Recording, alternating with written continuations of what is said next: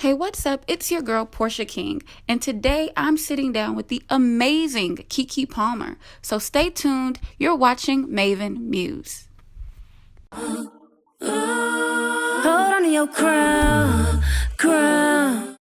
So first off, I just want to say congratulations on everything in your career. Like I literally remember when you first hit the scene. That's like media was covering you crazy. Oh my and God. It was insane.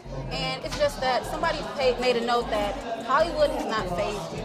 So coming back to Chicago, I know you live in Atlanta now, but coming home, you are still the same person. So Yes. what keeps you grounded? My family, you know, and also I really do, you know, it's not to be biased, but I think Chicago people are some of the most down-to-earth, grounded people there is, you know. I really love being from here, and the energy here is always right. You know, everybody's always focused on the right things, and growing up, that's how my parents were, and that's how they raised me. You know, even though I did spend most of my childhood in Hollywood, they never allowed that to be the pinnacle of my life. They always remained to remind me that it was about real life experiences, family, and also living a life of service, you know, expressing the light and the blessing that you've been given to other people that may not be able to see that at that time.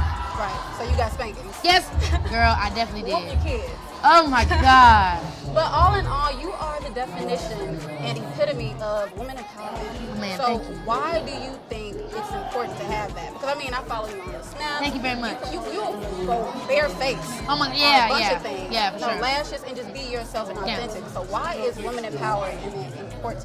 Because I think people have it mixed up thinking that if they empower each other, then it makes less opportunities for them. But it's actually the opposite. The more that we empower each other, the more that we lift one another up, the more opportunities there are for us, and also the more we can set the standard and the boundary for how we want to be treated. You know, even when we're talking about the Me Too and Time's Up movement, like if women are encouraging each other more often, then those things will not have to be existing anymore, because we will have pushed each other in a place of mattering. You know, but when we don't, when we push each other to the side and we don't help one another, we don't lift one another up, it becomes very easy for our voices to be muddled and for us to become overlooked. Yeah.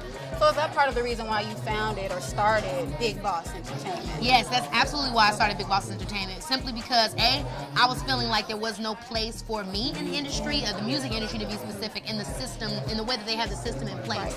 And I knew that I wasn't, it's not personal, it's not, oh, I'm doing this to Keke. This is how it often is for a lot of young artists, and a lot of young artists have experienced what I've experienced through the industry. And so I said, you know, why not? Why can't I empower myself and all of my generation and say, hey, why don't we do this? Why can't we do this? You know what I'm saying? Why can't I, Keke, who they've been seeing since she was 9 years old, at the age of 24, decide to start a label and invite them to not just be a part of it, but also to be a boss and helping me build what this new empire or this new music world can look like? Why can't we be the ones to change it, you know? Right. Okay, so I have a quote from you that you posted on your Instagram account with this adorable cat. I'm a cat girl. Oh my gosh. I'm a cat girl, so I peep the cat. That's all I'm gonna say. But this is a quote. You said being a boss is about not being afraid to fail, getting back up when you fall. So was there ever a moment where you dealt with a blessing masked by failure? Yes, tons and tons of times. I mean, I've experienced it on many different occasions. I remember when I was going through the deal that I was doing with Telepictures. You know, I was waiting and I was trying to, you know, for my talk show, and I was waiting to figure that all out. But at the same time, I was getting offered the leading part on the game. Tia Mori had just left, and they'd offered me the part, you know, and it was like, you know, about a young actress, you know, and all this stuff. So it was literally like me.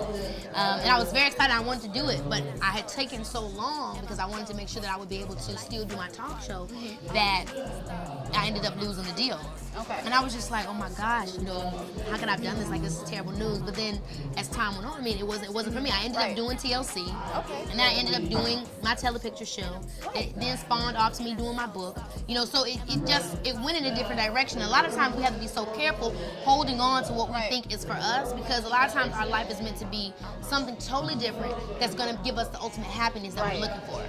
What is the biggest gag in life?